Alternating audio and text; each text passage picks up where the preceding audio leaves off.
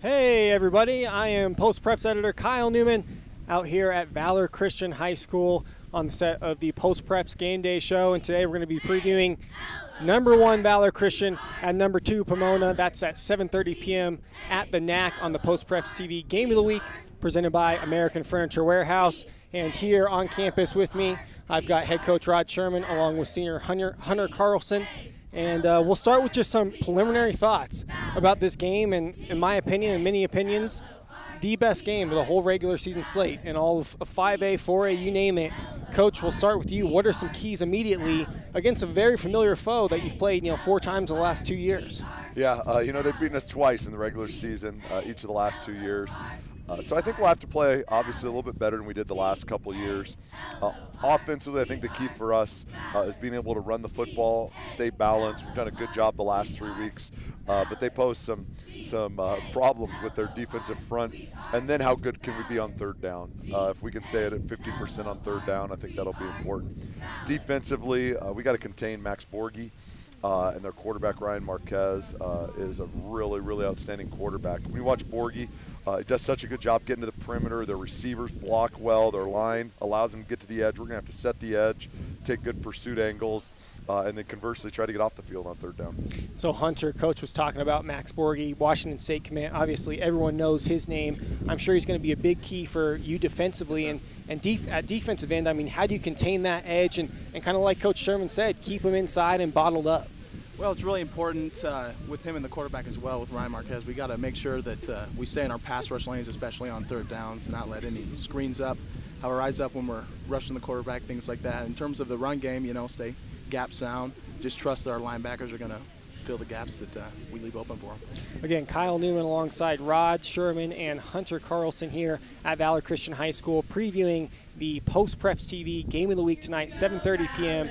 at the NAC. And again, you can stream that live on denverpost.com/preps, as well as on Facebook at facebook.com/postpreps. So, Coach, you mentioned they beat you twice in the regular season, past 2 seasons. Obviously, you got them in the title game. Do any of those past games mean anything heading into this one? I know we've talked earlier in the week how this has kind of morphed into a rivalry despite the geographic distance between you. Yeah, I think when you think about our championship games, we were pretty fortunate 2 years ago, make a few plays down the stretch. Last year, they weren't at full strength, and they know that, we know that. It probably puts a little bit more of a excitement and anticipation for them, knowing that they beat us twice in the regular season, and we were able to win the playoff, the championship games. Right. But ultimately for us, we played Creek a lot of times, we played Pomona a lot of times, we played Grandview a lot of times. You got to rally up for each game, you got to get motivated each game, and hopefully bring your best every time you play on a Friday night. And we'd be remiss if we didn't mention Blake Stenstrom, quarterback, Luke McCaffrey, wideout, defensive back, returner, playing some quarterback as well. What is the sense of confidence in this team, especially with that star power and the 3-0 start against out-of-state teams? Yeah, there's confidence, but there's also a reality that if you want to be great in this state, you've got to play with the likes of Pomona, Cherry Creek, Mullen, Regis, Highlands Ranch, Grandview. That select group of teams that are outstanding programs year in, year out. So we also recognize, we might be 3-0, but in some ways these next 2 weeks are such important weeks for us in state, for us to come out, to play our best, to play together, to overcome mistakes that we make, to be resilient. So we feel a lot of pressure to come out and play really well tonight. Folks, you're watching the Post Preps Game Day Show out here at Valor Christian High School. Kyle Newman alongside Rod Sherman and Hunter Carlson. And Hunter, got another question for you. We mentioned Blake and Luke and how they've just been, rotating in at quarterback, mixing it up there. What are you seeing from how both those guys are handling the situation? I mean, we're talking about 2 Division I athletes. Blake going to CU, Luke got a ton of offers across the board. How are they handling that, and how is it reflected in their leadership, that sort of thing? Well, that was a question that I know that me and a lot of the other guys on the team had coming into the season, but I've been really pleasantly surprised about how they've accepted each of their roles, where Luke obviously recognizes that Blake is older than he is, and even at that, Blake recognizes that Luke is such a phenomenal athlete, and so vice versa for either of them. We know that they both bring such talent to the board, and each of them has a unique skill set, and they also share a lot of unique skills, and so ultimately there's no animosity between them. They rotate in and out, and ultimately they're focused on winning games and playing as a team.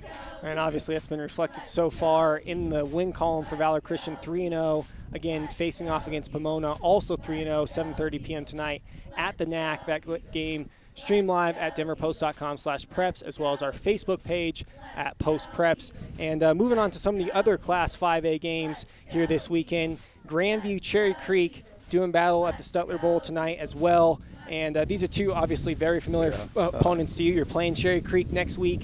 What do you think are the keys for these teams, especially each of them having one loss so far? Yeah, when you play Grandview, you got to be ready for pressures coming at you in a lot of different areas. So I think Cherry Creek will, as they always are, Dave's teams are always sound schematically. And then, Padilla, even though he's a junior, hasn't played quite as much just because he got hurt last year and only played for a few games. But every week, we've been able to watch him these last 3 games. He continues to get better. They want to rely on the run game a lot. So I think it'll really come down to Creek's offense against Grandview's defense. But, man, it's a really, really good game in Colorado this week. Yeah, you mentioned Alex Padilla. I like him. Obviously, Grandview's got a ton of playmakers. Tanner Gentry out right now, with a broken thumb. Gunnar Gentry. Tanner Gentry playing in the NFL. But so that'll be interesting how they can get past that injury. I like Cherry Creek just by the hair of their chinny chin chin, maybe in a 7-point ball game. What are you thinking, Coach? I think next Friday night we play Cherry Creek, so I'm taking Dave Logan and the Cherry Creek Bruins. Not picking against, obviously, the team he's playing in a couple weeks. Good thinking there. And then on to the next game here, and some familiar opponents for you as well. Regis Jesuit at Highlands Ranch. That's Saturday, 6 p.m. at Shea Stadium. And, Hunter, I'll start with the question for you on this one. Obviously, Highlands Ranch right across University Boulevard over here. I'm sure you know a bunch of those guys. How you like their prognosis so far this year? I think that they have so much talent. I remember especially last year their O-line was fantastic, and so it's you always have to be thinking about how they have talent on the line in the backfield. And so I'd have to say that I do like where they're at this year. I think they're going to be a super tough opponent when we face them later in the fall. Yeah, Drake Nugent, Austin Johnson, 2 big guys up front, defensively and offensively getting done for the Falcons. But Regis Jesuit looking good too. I mean, they did lose that tight game to Mullen, but they've beaten Creek. They've racked up some quality victories. What do you like from Regis so far, Coach? They do such a good job spreading the ball around. I think schematically when you watch them, they do a great job pre-game and then during the game, dissecting their opponents, finding the weakness, and continuing to attack that. And again, we watched them on film, and they've really done that well. I don't think they have any weaknesses, and there aren't a lot of high school football teams that you can look at and not see, hey, this is a weakness in that area.